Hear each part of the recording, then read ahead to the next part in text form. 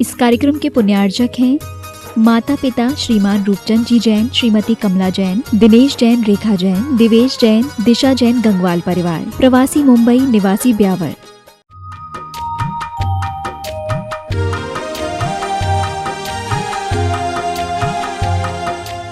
मंगलमय मंगलकरण वीतराग विज्ञान, नमो ताई जाते भय अरहंतादिमान। जो विद्यादि सागर सुधी, जो विद्यादि सागर सुधी गुरु हैं हितेशी। शुद्धात्म में निरत नित्य हितोपदेशी।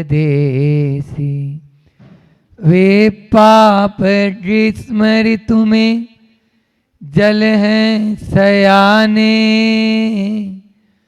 पूजो उन्हें सतत केवल ज्ञान पाने। वंदु उन्हें सतत केवल ज्ञान पाने। बोलिए एलोरा के मूलनायक चिंतामणि पार्श्वनाथ भगवान की। परम उपकारी संत शिरोमणि आचार्य गुरुवर विद्यासागर जी महामुनिराज की। पूज्य मुनि श्री 108 दुर्लभ सागर जी महाराज की। पूज्य मुनि श्री संतान सागर जी महामुनिराज की। समस्त आचार्य संघ की। इसका मंडलाचरण भी अपन को रोज करना चाहिए। ये नात्मा बुद्धतात्मेव परत्वे निविचापरम अक्षयानंत बोधाय तस्मै सिद्धात्मने नमः। आचार्य पूज्यपाद भगवान की।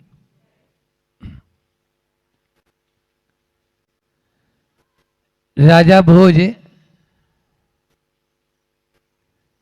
जैसे अभी अपन पढ़ के आ रहे हैं दान के बारे में कि जो आया उसको 12 वर्ष तक चक्रवर्ती ने जो मांगा वो दिया हरिवंश पुराण में। ऐसे ही वो भी किमिच्छित दान देने लगा।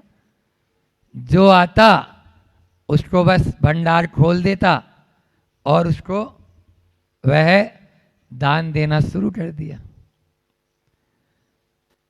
जैसे ही दान के द्वारा या लोगों को आवश्यकता जिनको है उनको दे रहा है, भंडार लुटा रहा है, तो मंत्रियों को चिंता होने लगी कि ये तो खत्म हो जाएगा, फिर कैसे होगा आगे। तो अब राजा जी से कौन बोले, तो एक लाइन लिख दी कि आपदार्थम धनम रक्षेत। आपदा विपत्ता के आपत्ति विपत्ति के लिए धन की रक्षा करना चाहिए।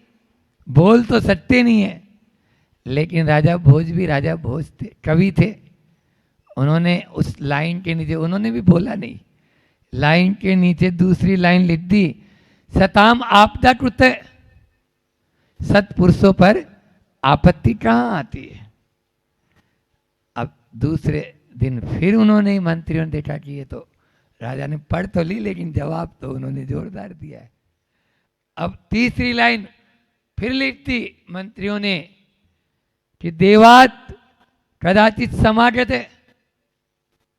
देवयोग से क्वचित कदाचित ऐसा हो सकता है प्रसंग, और जब कर्म का उदय आता है तो वो किसी को नहीं छोड़ता। ये बात वो कहना चाह रहे हैं। तब जो बात कही वो अपने लिए, सब आप सब के लिए ध्यान देने योग्य है कि संचितार्थम विनश्यति। संचित अर्थ या संचित धन भी विनाश को प्राप्त हो जाता है। यह हकीकत है कि आज जो हमारे पास में जैसा शरीर है, आज जो हमारे पास में धन संपदा है, उसका उपयोग कर लो उपभोग कर लो, अन्यथा वह विनाश को प्राप्त तो होना ही है। कल इसी आशय की बात हम अपन सब ने मिलकर की कि धन वैभव और यश वैभव ऐसा ही है, यहाँ तक कि पुण्य वैभव भी इसी प्रकार का है और गुण वैभव ही हमारा स्थायी रह सकता है, जो आगे भी हमारा साथ देगा। और पुण्य वैभव धोखा दे सकता है और देता है। पुण्य वैभव धोखा दे सकता है और देता है, लेकिन गुण वैभव कभी धोखा नहीं देता।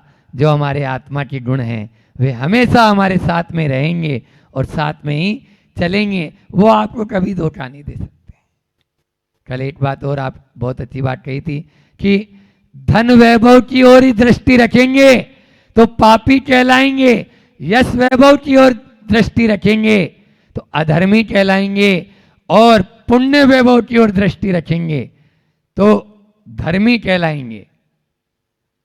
पापी अधर्मी से धर्मी हुए, लेकिन गुण वैभव की ओर दृष्टि रखेंगे तो आप संत कहलाएंगे, और संत की ही हमारा बनना उद्देश्य रहना चाहिए, साधु ही बनना हमारा उद्देश्य रहना चाहिए। फिर भी आचार्य पूज्यपाद स्वामी कहते हैं कि ये गुण भी कोई दूसरा आप में डाल नहीं सकता और आप दूसरे में डाल नहीं सकते, इसलिए आप अपनी आत्मा को केवल मात्र उसी सत्संवेदन को ही अनुभव करें जो आत्मा का वास्तविक गुण है।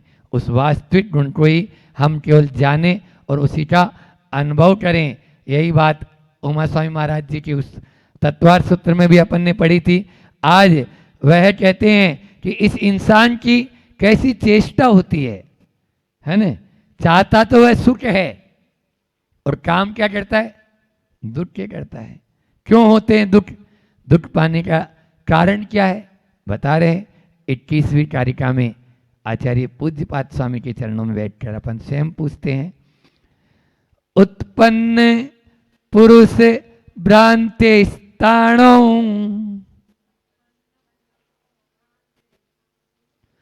उत्पन्न पुरुष भ्रांते स्थाणो यद्वद विचेष्टितम तद्वन में चेष्टितम पूर्वम देहादि स्वात्म विभ्रमात्। थोड़ा सा संधि कर दी इसलिए आप लोगों को लग रहा है, लेकिन फिर भी अर्थ बहुत सरल है कि यद्वत है न, जैसे जिस प्रकार से स्थाणों जानते हैं, खेती करने वाले आप तो हैं सब लोग, तो आप अपने खेती में जो फसल होती है उसकी रक्षा के लिए क्या खड़ा कर देते हैं वहां पे, एक पुरुष जैसा आकार, ठूंठ सा, उसको कपड़े भी पहना के आ जाते हैं ना, टोपी भी बना देते हैं उसकी, ताकि कोई जानवर ना आए इस प्रकार से। तो उस जानवर को तो आप समझाने के लिए उस स्थाणु लगा देते हैं। आप भी ऐसा ही समझ रहे हैं, स्थाणु ठूंठ को क्या समझ रहे हो, आत्मा। यहाँ पर बोल रहे हैं कि जिस प्रकार स्थाणु में पुरुष पने का उत्पन्न पुरुष भ्रांते, पुरुष पने का जो भ्रम है वो जिसको हुआ है उसको विचेष्टितम, अनेक प्रकार की चेष्टाएं उत्पन्न होती है। जो पुरुष को, ठूंठ को जो पुरुष मानता है उसको अनेक प्रकार की चेष्टाएं उत्पन्न होती है नहीं होती, बोलो, होती है। हाँ तो तेज बोलो ना, ऐसे डर क्यों रहे हैं? बोले महाराज जी अभी हमारे ऊपर घटी कर देंगे आप। उसी प्रकार हम नहीं कर रहे, पूज्यपाद स्वामी कर रहे हैं। तद्वत, पहले यद्वत आया था फिर तद्वत भी आया, तो तद्वत उसी प्रकार पूर्वम, पहले आत्म विभ्रमात, आत्मा के विषय में जो विभ्रम है अनादिकाल से चल रहा है। कब से? हाँ, कोई आदि है ही नहीं।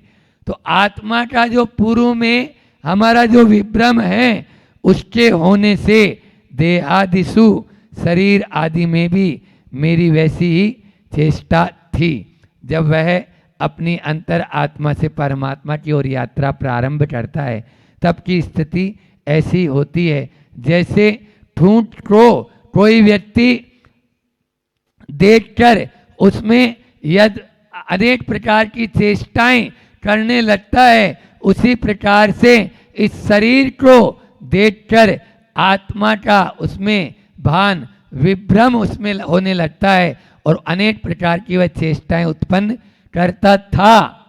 हाँ, और अभी भी जो कर रहा है उसके लिए भी वो बोल रहे हैं, ऐसा नहीं समझ लेना। जो अभी भी अनेक प्रकार की उसमें चेष्टाएं कर रहा है, उसी के माध्यम से वह, यह तो वैसा ही है कि जैसा कैसा है कि रेलगाड़ी में आदमी बैठा है ना, और उस रेल में बैठा हुआ आदमी स्टेशन प्लेटफार्म पे उसकी ट्रेन खड़ी है, लेकिन दूसरी ट्रेन बाजू से गुजरी तो कैसा लगता है? अपनी ट्रेन चल रही है ऐसा लगता है कि नहीं लगता? या वो स्वयं चल रहा है रेलगाड़ी में तो पेड़ पौधे या गाय वगैरह चल रही है जंगल में, वो भी कैसी दिखती है कि वे भी चलती हुई नजर आ रही है। या फिर मृग मरीचिका होती है, दूर जो है उसको ऐसा लगता है यहाँ पर पानी है हिरण को, लेकिन वो दौड़कर वहाँ तक पहुँचता है, वहाँ पानी नहीं, वो तो रिफ्लेक्शन था धूप का, और फिर वैसे ही आगे पहुँचता है। इस प्रकार से वह दौड़ते दौड़ते प्राण त्याग देता है, लेकिन उसको नहीं मिलता। या सूर्य चंद्रमा पर पहुँचने वाले आजकल जैसे जो भ्रांति उनके अंदर भी ऐसे ही है, इस ताणु की भ्रांति सब में है। वो भले ही विज्ञान है, लेकिन वो विज्ञान नहीं, वो विपरीत ज्ञान है। समझ में आ रहा है? हाँ, वो पृथ्वी को घूमता हुआ बता रहे, वहां पर सूर्य चंद्रमा पहुंचेगा ही नहीं है, लेकिन पृथ्वी को घूमता हुआ मानते हैं। या जिसको एक आंखों में रोग हो जाता है ना, तैमरिक रोग बोलते हैं उसको, तैमरिक, तो वह तैमरिक रोग होता है, उसको हर चीज दो दो नजर आने लगती है, चार चार नजर आने लगती है, तो अनेक चंद्रमा, बहुत सारे 2-3 चंद्रमा नजर आने लगते हैं। आप देखो तो अपन को इस प्रकार से, या खुद चल रहा है तो अब देखता है ये बादल भी मेरे साथ साथ चल रहे हैं, देखो, हाँ, या बादल चल रहे हैं, वो खुद खड़ा है तो वो उनके साथ चल रहा है, देखो अब हम चल रहे हैं वो बादल, या चक्कर आगे गिर भी जाते हैं कई बार। तो ये सब क्या है? ये भ्रांति है। इसी प्रकार की अज्ञान दशा में अनंत काल से इसी प्रकार से वह इस देहादि में दिक में भी विभ्रम पाले हुए है, उल्टा यानी जो है ना लटका हुआ है। बल्कि कई बार तप भी किए तो वैसे ही तप किए जो बाल तप के माध्यम से हुए, है ना, उल्टा लटक कर तप किए, पानी में बैठ गया या पर्वत की चोटी पर जाके भी, है ना, घंटों बैठे रहा, लेकिन वो बाल तप की श्रेणी में आए, क्रिया कांड में ही उलझकर वह अपना अहित करता रहा। कर्म से मुक्ति चाहते हैं, इन सब कर्म से, क्योंकि क्रिया कांड को नहीं कर्म कांड को पढ़ो। क्या बोला? क्रिया कांड तो हमने बहुत देख लिया, अब कर्म कांड देखो। कर्म कांड देख लोगे तो आपको कर्म सिद्धांत पर विश्वास होने लगेगा, और जब कर्म सिद्धांत पर विश्वास होने लगेगा तो अपना आप ही आपका भ्रम दूर होने लगेगा। बस उस भ्रम को दूर करना है। तो मैं बोल रहा था कर्म से मुक्ति सब चाहते हैं, लेकिन कारण के बिना निवारण होगा क्या? बोलो, बोरालकर जी सब बताएंगे। कारण होगा तो कार्य जरूर होगा, ये सिद्धांत है। अब कारण को एलोपैथी में, आयुर्वेद में यही अंतर है। हाँ, अभी 13 और 14 तारीख को यहाँ पर लगभग 20 से अधिक वैद्य आ रहे हैं बड़े बड़े देश के, और वो आयुर्वेद के माध्यम से पूर्णायु के तत्वाधान में।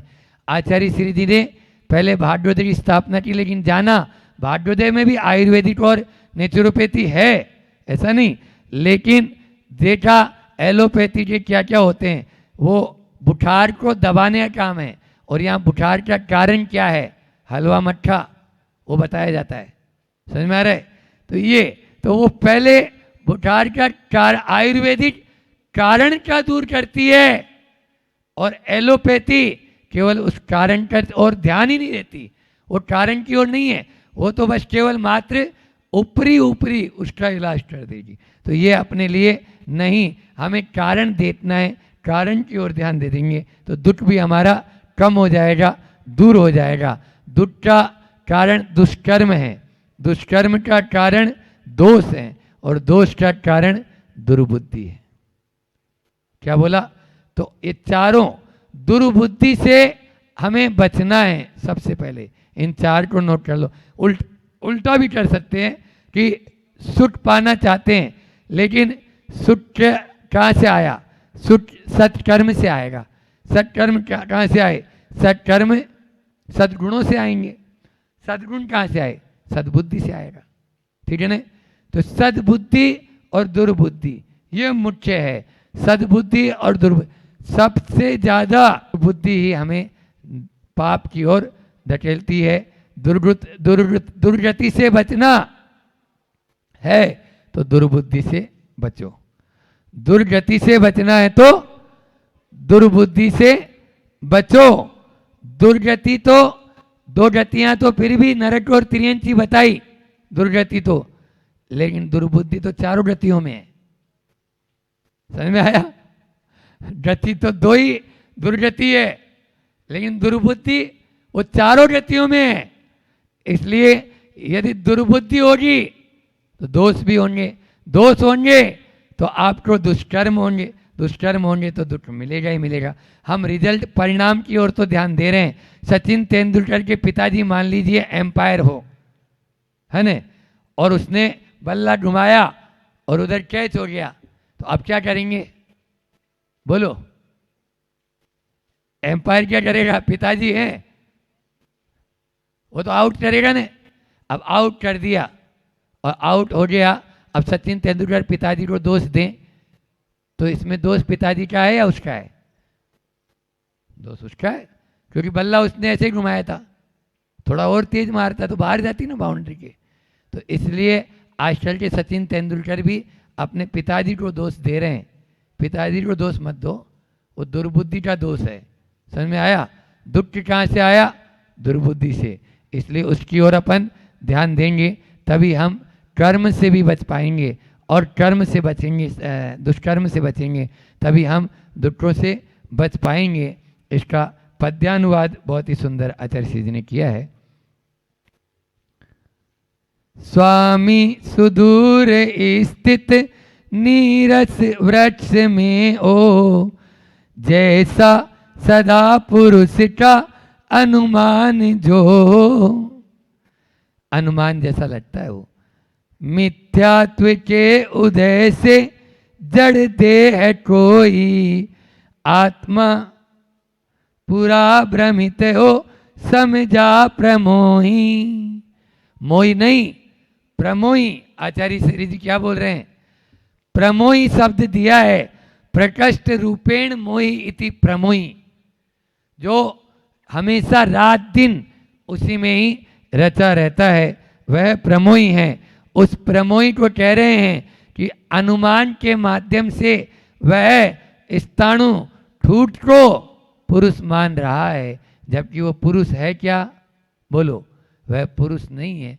लेकिन जानवर माने तो ठीक, इंसान माने तो ठीक नहीं। हाँ, इंसान भी इस शरीर को वैसा ही मान रहा है। यह हमारा भ्रम है, इस भ्रम से बचना चाहिए। अनादिकाल से, यानी इन्होंने एक शब्द लिया है कि तद चेष्टितम उत्पन्न पुरुष भ्रांते देहादिषु आत्मविभ्रमात्। आत्मविभ्रमात् यानी आत्मा की वह विभ्रम आगे कारिका फिर आ रही है कि उस विभ्रम को यह अनादि से संस्कार वसात, आत्मा के विषय में अनादि से जो वह है उसने एक संस्कार ऐसा, देह के विषय में अनादि से या आत्मा से उल्टा, विभ्रम यानी उल्टा होता है, तो आत्मा से विपरीत ही इसका संस्कार है और वह संस्कार चला आ रहा है। तो जैसे पानी होता है, पानी उसी दिशा में जाता है जहाँ पर आप एक बार डाल के देख लेना, पानी डाला सूख गया, सूखने के बाद में दोबारा पानी डालोगे ना तो वह उधर ही जाएगा जिधर पहले से संस्कार पड़े हैं। ऐसे ही संस्कार इस आत्मा पर भी अनादि से पड़े हैं, तो वह उधर उधर उधर उधर उसी तरफ जाता है। उसको पुनः पुनः मोड़ने का माध्यम एक ही है और वह है समाधि तंत्र। लेकिन क्या करें, आज का इंसान, आज का हाइकू भी, विद्यालय के शिक्षक लोग बैठे हुए हैं, तो हमने वैसा ही हाइकू ले लिया कि हम अधिक पढ़े लिखे हैं, कम समझदार। हम अधिक पढ़े लिखे हैं, कम समझदार। बस हमें समझदार बनना है तो मझदार में नहीं रहेंगे। आज का पढ़ तो जाते हैं लेकिन वो पढ़ाई लिखाई कोई कार्यकारी नहीं है। जब तक आत्मकल, मैंने आइंस्टीन का उदाहरण दिया था, जब तक यह आत्मा का जब तक शोध या जब तक इसका संधान हम नहीं करेंगे तब तक हमारा यह सब कुछ पढ़ाई लिखाई अधूरी रहेगी। सच्चा शोध वही है जो हमें अपनी आत्मा तक पहुंचाए। उस खोज करने वाले की खोज अभी बाकी है। बस वह खोज हमारी जिस दिन हो जाएगी वही हमारी खोज पूर्णता की ओर हमें ले जाएगी, लेकर जाए। इसी भावना के साथ में मैं अपनी वाणी को विराम देता हूँ। बोले अहिंसा परमो धर्म की। आचार्य गुरुवर विद्यासागर जी महामुनि। समय हो, मतलब क्या उनका डर हमारे अंदर बैठा हुआ है, वो देख नहीं ले, वो कहीं ऐसा नहीं हो उनको पता चल जाए।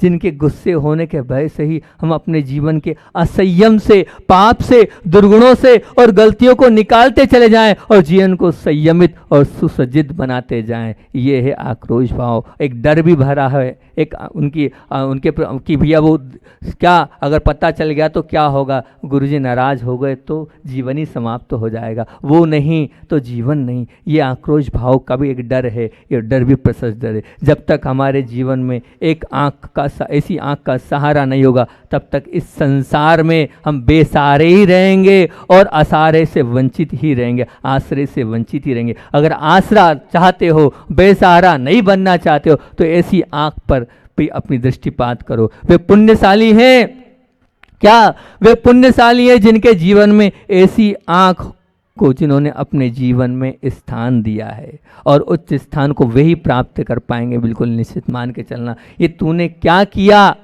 जो ऐसे भाव आ जाएं, ये तूने क्या किया जो आपको देखकर इस भाव को प्रेषित करे और उस भाव में आपको भी अंतरंग से पीड़ा का अनुभव हो, तो ये समझना ये आक्रोश भाव है। ऐसे भाव आपको रखना है। कैसे भाव रखना है कि बस मेरी कोई गलती नहीं हो। क्यों नहीं गलती हो, मुझे मेरे गुरु से दूर नहीं होना है। सबसे दूर हो सकता हूँ पर मैं मेरे गुरु से दूर होने के भाव ने, जो मेरे अंदर के भाव थे, मैं तो आज वही बोल रहा हूँ, स्पष्ट बता रहा हूँ। आज आप लोगों के लिए प्रवचन नहीं कर रहा हूँ मैं, आज तो जो मेरे मन में आ रहा है मैं वही भाव मैंने लिखे हैं और वही भाव आपके बीच में रखते जा रहा हूँ। और पांचवा है अहो भाव।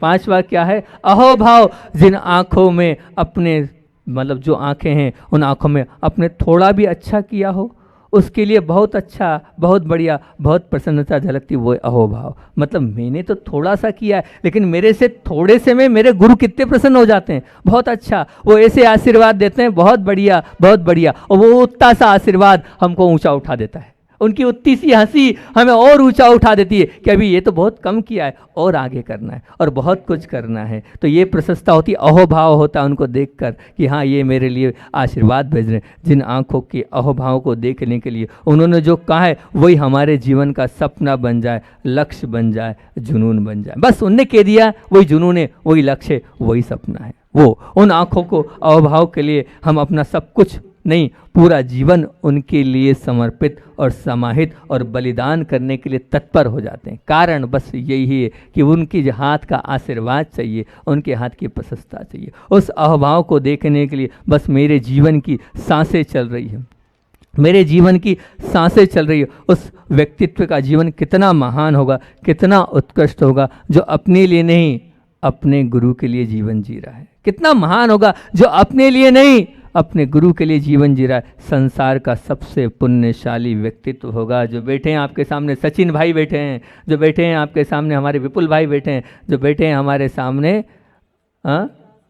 विकास भाई बैठे हैं, ये ऐसे लोग हैं, वास्तविकता में ऐसे ही लोग हैं। क्या है, कैसे लोग हैं? जिनकी प्रत्येक सांस पर गुरु का राज है। जिनकी प्रत्येक सांस पर गुरु का राज है। पूरा जीवन प्रतिभा स्थली की बहनों ने समर्पित कर दिया है, हर कार्य के लिए, हर बात के लिए। बस गुरुदेव आप इशारा करो, हम तैयार हैं, आपने जो कहा वही हमारे जीवन का सपना होगा। ये है ऐसे और भी ऐसे बहुत सारे त्यागी, व्रती, ब्रह्मचारी, साधु, परमिष्ठी, आर्यिकाएं हजारों की संख्या में ऐसे ही नहीं बन पाते हैं। हजारों की संख्या में आज इतनी बड़ी सेना जो खड़ी है, सिर्फ इसलिए खड़ी है उनकी अहोभाव प्राप्त करने के लिए, सिर्फ अहोभाव प्राप्त करने के लिए, और कुछ नहीं है। बस वो अहोभाव दे दें, वो मुस्कुरा कर आशीर्वाद दे दें, हम सब कुछ समर्पित करने को तैयार है। आक्रंदन भाव, आक्रंदन भाव से तात्पर्य ये कि जिनकी याद में स्वतः आंसू का समर्पण बहने लगे, अपने अंदर से उनकी याद में हम आंसुओं को चढ़ाने लगे, यह आक्रंदन भाव है। बिल्कुल अपने आप रोना आ जाता है, उनको जब याद करते हैं तो अपने आप आंख से आंसू आ जाते हैं। यह है आक्रंदन भाव। होता है क्या ऐसा आक्रंदन भाव? इन आंखों से आंसू निकलते हैं क्या? ऐसे नहीं निकलते। जैसे महान व्यक्तित्व होते हैं उन्हीं के लिए वो रोना आता है।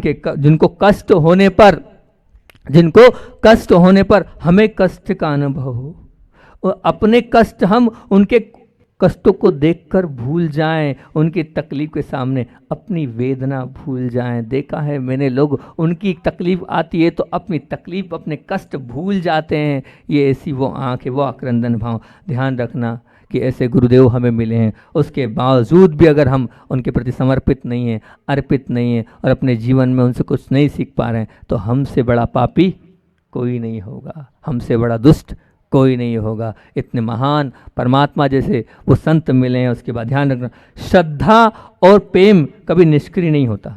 क्या बोल रहा हूँ? भले आप नहीं मिले उनसे, भले आपने नहीं देखा उनको, भले आप नहीं जा पा रहे हैं उनके, लेकिन ध्यान रखना श्रद्धा और प्रेम कभी निष्क्रिय नहीं होता। जहाँ श्रद्धा एक दिन हमें उस भगवान तक और उस गुरु तक अवश्य पहुँचाएगी, ये मान के चलना, बिल्कुल अवश्य पहुँचाएगी। कल भी कहा था कि दर्शन, ज्ञान और चारित्र में ज्ञान टाप पर है। आपने ज्ञान को संभाल लिया तो सबको संभाल लिया। बिल्कुल एक बात ध्यान रखना। उसी प्रकार मन, वचन और काय, उसमें वचन और काय तो है, लेकिन अगर आप मन को संभाल लिया तो आपने सबको संभाल लिया। मन से ही तो सब कुछ होता चला जाता। उसी प्रकार देव, धर्म और गुरु, ये तीनों चीज़ें, लेकिन इस तीनों चीज़ में भी अगर आपने गुरु को संभाल लिया, गुरु को उतार लिया, गुरु की मान ली, तो आपने सब कुछ प्राप्त कर लिया। मान के चलना, धर्म भी आ गया और प्रभु भी आ गए। अगर गुरु आपके जीवन में है तो सब कुछ आपके जीवन में आता चले जाएगा। ये बात निश्चित मान के चलना। आप बस अपने जीवन में गुरु को संभाल लो, गुरु को प्राप्त कर लो, तो बहुत अच्छी बात है। कि मनोज श्रीवास्तव हैं, कलेक्टर IAS ऑफिसर हैं। वो मनोज जी जो थे, उन्होंने इतनी अच्छी बात बोली। बोले महाराज जी, पूज्य गुरुदेव की मैंने गरिमा देखी, पूज्य गुरुदेव की मैंने गरिमा देखी, गुरुदेव की गरिमा देखी, महिमा देखी, वरिमा देखी, लेकिन अभी वशिमा देखने को मिला। मैंने कहा क्या गरिमा? तो आप जानते ही हैं कि आज गरिमा क्या है, पूरी जैन समाज नहीं बल्कि पूरे साधु समाज को उनकी गरिमा पर गर्व है कि जैसी चर्या और जैसा तप और जैसा आचरण उनका है। नहीं, ये गर्व है, हम लोगों को होना चाहिए। आपको गर्व, इस प्रकार का गर्व होना चाहिए आपको। वो हमारे गुरु हैं, ये गरिमा है। और वरिमा क्या है? कि जिनकी वरिमा हजारों को मोक्ष मार्ग पर लगा रही है, वो वरिमा है उनकी। और जिनकी महिमा तो अभी महाराज जी ने कहा था कि बड़े बाबा को फूल जैसा उठाकर कहाँ वहाँ उच्च आसन पे विराजमान कर दिया। ये क्या है? उनकी महिमा है। ऐसी अनेकों महिमाएं, हथकरघा को देख लो, मंदिरों को देख लो, चाहे वो पूर्ण आयु को देख लो, ये सब उनकी महिमा से निकली हुए सब कुछ उल्लेख हैं, उन्हीं के माध्यम से महिमा है। लेकिन वशिमा कैसी? तो बोले वशिमा मैंने देखी जब मैं ट्रेन से आ रहा था, मेरा तो रिजर्वेशन था, लेकिन रिजर्वेशन वाले डब्बे में भी सैकड़ों यात्री थे। क्योंकि वो क्या था? बोले दीक्षा दिवस था गुरुदेव का। उस दीक्षा दिवस को अटेंड करने के लिए ऐसे नहीं, गुरु ज्ञान सागर जी महाराज जी का वो समय था। और बोले पूरे के पूरे लोग इस प्रकार से ठसाठस 12 घंटे, 15 घंटे, 18 घंटे खड़े खड़े एक पैर पर आ रहे हैं। ये क्या है? बोले ये गुरुदेव की वशिमा है। उनके वश में आकर वो सब भूल गए। नहीं तो आप रिजर्वेशन के बिना जाते नहीं हो, लेकिन गुरुदेव के पास जाना है तो कोई रिजर्वेशन नहीं, हम एक पाँव पे खड़े होकर चले जाएंगे। ये होती है वशिमा। गरिमा भी है, वरिमा भी है, महिमा भी है। ये पूज्य गुरुदेव की वशीमा है। ऐसी वशीमा वाले गुरुदेव हम सबको मिले हैं, लेकिन मिलने के बाद भी हम कितना कल्याण कर पा रहे हैं, विचार करना। आज का जो पूरा प्रवचन था बिल्कुल हमारा चिंतन आप लोगों के लिए नहीं दिया है, वो जो हमारे अंदर था वो दिया है। और 6 बातें आपको बताइए, कौन कौन सी 6 भाव? क्यों? आनंद, आदर भाव, आनंद भाव, फिर भूल गए हैं, अहो भाव, आक्रोश भाव, अहो भाव, आक्रंदन भाव, और चौथा था आपका अभिनंदन भाव। ये 6 बात रोज आचार्य भगवान का संस्मरण बोलता हूँ। आज और समय तो हो गया, 2 मिनट 3 मिनट में अपनी बात को आचार्य भगवान के संस्मरण को, क्योंकि आप बोलोगे रोज तो आचार्य श्री का संस्मरण बोलते हो, आज बोल ही नहीं रहे हो। तो अंत में आचार्य भगवान का वो बहुत पुरानी बात आप लोगों के बीच में रख रहा हूँ। जब गुरुदेव ब्यावर में चतुर्मास कर रहे थे और ब्यावर की धरती पर जो है गुरुदेव ने महती प्रभावना करी। उस प्रभावना से धर्म की प्रभावना अलग है, लेकिन उन्होंने जो दूसरी प्रभावना करी वो आपको बताता हूँ कि कैसी उसकी दूसरी प्रभावना थी। आचार्य भगवान को जब मन होता था 4 किलोमीटर दूर एक माता डुगरिया करके एक पहाड़ी थी, उस पहाड़ी पर गुरुदेव चले जाते थे। जंगली प्राणियों से वो बिल्कुल व्याप्त वो पहाड़ी थी और सभी लोग मना भी करते थे, आचार्य श्री मत जाया करिए। एक दिन गए, साथ में दोनों छुल्लक भी गए, 1-2 लोग भी साथ साथ वहाँ चले गए और गए। गुरुदेव जैसे ही पहाड़ी पर पहुँचे और पहाड़ी पर पहुँचने के बाद वहाँ पर उन्होंने क्या किया, सबसे पहले ध्यान प्रारंभ किया। मुझे एक बात बड़ी आश्चर्यकारी लग रही थी जब इसको मैंने पढ़ा, तो मैंने कहा कि भैया मन वाले हों तो ठीक है, पंचेंद्रिय हों तो ठीक है। पंचेंद्रिय समझ में आता, मन से समझते हैं, समर्पण करते हैं, भैया गाय है, बेल है, बकरी है, शेर है, चीते हैं। आज तक इन सब का तो देखा था, लेकिन ये आचार्य श्री का चमत्कार, मेरिकल और अतिशय कैसा है कि जो दूसरे जीवों में भी आ गए, बिना मन वाले भी कैसे उन पर आकर्षित और लट्टू हो रहे हैं, वो आपके बीच में रख रहा हूँ। आचार्य भगवान ने ध्यान किया वहाँ पहाड़ पर, और ध्यान करने के बाद आचार्य श्री जी ने उठे और उसके बाद क्या किया, केशलोच प्रारंभ कर दिया। वहाँ राख वगैरह नहीं थी, तो जैसे तैसे कर कर उनके भाव हो गए। वो तो ऐसे ही है, पूज्य गुरुदेव का भाव तो ऐसे ही होता है। और वहाँ अब आप अपने हिसाब से सोच लो कैसे उन्होंने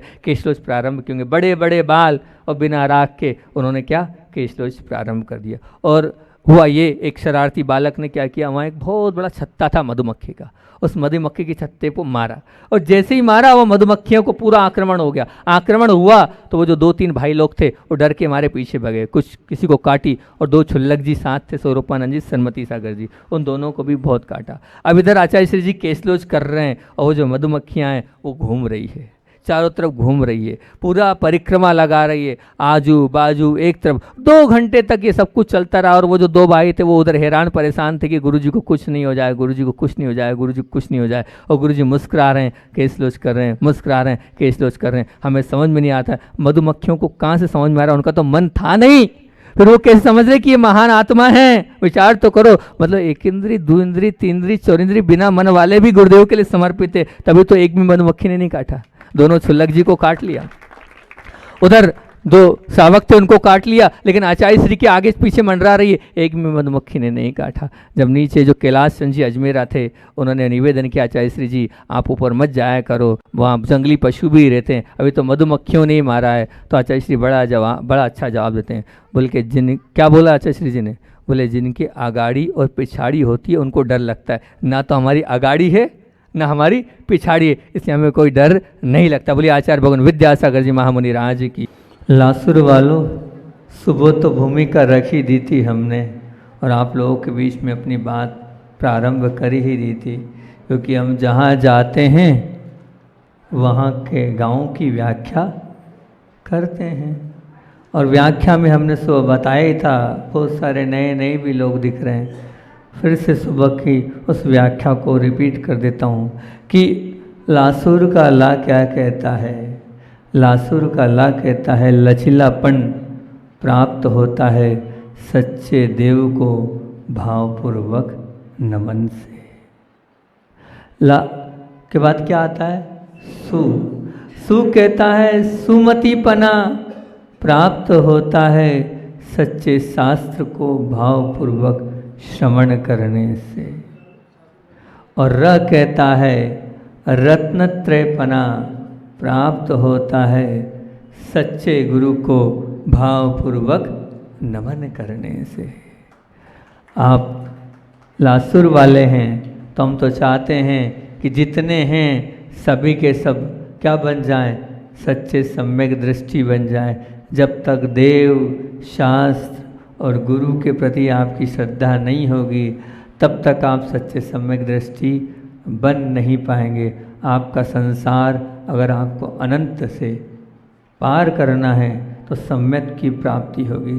सम्यक की भूमिका और सम्यक का बेस ही कुछ अलग है। जहाँ सम्यक की प्राप्ति हो जाती है तो क्या हो जाता है, ये तो निश्चित हो जाता है ना। जिसने एक बार सम्यक प्राप्त कर लिया उसको निश्चित तौर से मुक्ति की प्राप्ति होती है। ये लचीलापना क्यों बोला, क्या लचीलापन हैगा? तो लचीलापन से तात्पर्य ये, लचीला मतलब सहजता, लचीलापन नरमपना, लचीलापन मतलब मुलायनपना, कोमलपना, सहनपना, सुखपना, शांतिपना और आत्मीपना की ओर आना ही लचीलापन है। जो जो सच्चे प्रभु को मानता है उसमें ये गुण हैं। आप बोलते हो महाराज जी हम सम्यक दृष्टि हैं कि नहीं, उसकी क्या पहचान है? तो अपने आप को देखो, आप में नरमपना है तो आप सम्यक दृष्टि हैं, आप में मुलायमपना है, एक ही बात है, चाहे नरमपना कहो, चाहे मुलायमपना कहो, चाहे कोमलपना कहो, चाहे सहनपना कहो। सहनपना से तात्पर्य सहन शक्ति है तो आप क्या हैं, आप निश्चित मान के चलना आप सम्यक दृष्टि है। ये हाँ थर्मामीटर है। सम्यक दृष्टि जो होता है हमेशा प्रसन्न रहता है, हमेशा कैसा होता है वो, उसको किसी प्रकार खेद खिन्नता नहीं होती। लचीलापन यानी सच्चे देव को मानने से, उन्हें अपनाने से और उनको उनके हो जाने से और उनके लिए ही जीवन जीने से प्राप्त होता है। बताओ है ऐसा कोई यहाँ जो सच्चे देव शास्त्र गुरु के प्रति अपने पूरे जीवन को दे? सच्चे देव कहते किसे हैं? क्या सच्चे देव होते हैं? जब सच्चे देव की बात करी तो सच्चे देव की बात करते वक्त आचार्य भगवंत समदव्रत स्वामी महामुनि राज ने वहाँ पर आप लोगों के लिए वो ग्रंथ लिखा है। कौन सा ग्रंथ लिखा है? क्या बहुत स्वाद है, इसीलिए यहाँ के लोग तो रत्नकर्ण सावागाचार, और उसमें एक ही कारिका में उन्होंने सब कुछ भर दिया। लिखा क्या है? क्षुत पिपासा जरातंक जन्मांतक भयस्मया नाराग द्वेष मोहास यस्य आपता सा प्रकीर्त्यते। ये आंखें खोल देती है हमारी ये कारिका। ये देव के सच्चे देव का स्वरूप यहाँ पर आचार्य भगवान ने लिखा है। जो कैसे हैं सच्चे देव, कहाँ ये माथा टिकना चाहिए, कहाँ ले जाना है उसको, कहाँ टिकाना है। जो क्या जिनकी भूख समाप्त हो गई है, जिनकी प्यास समाप्त हो गई है, जो अब इस शरीर से कोई मतलब नहीं, किसी प्रकार का कोई आतंक, कोई भय नहीं है, ना जन्म लेंगे ना मरण करेंगे, ना राग है ना द्वेष है ना मोह है, वही सच्चे प्रभु हैं। अब बताओ इस मस्तक को कहाँ झुकाते हो आप? इस मस्तक को खोटा नहीं करो। जो भी बोलो, किसी ने बोल दिया और हमने वहाँ जाकर नमन कर लिया, नहीं। वीर त्यागी प्रभु हमारी आस्था के केंद्र हैं और आस्था के केंद्र होना चाहिए। ये जो माथा है इसको खोटा मत बनाओ, खोटा नारियल मत बनाओ, बिल्कुल मत बनाओ। और जो सच्चे प्रभु हैं उन्हीं के समक्ष आपका यह मस्तक झुकना चाहिए।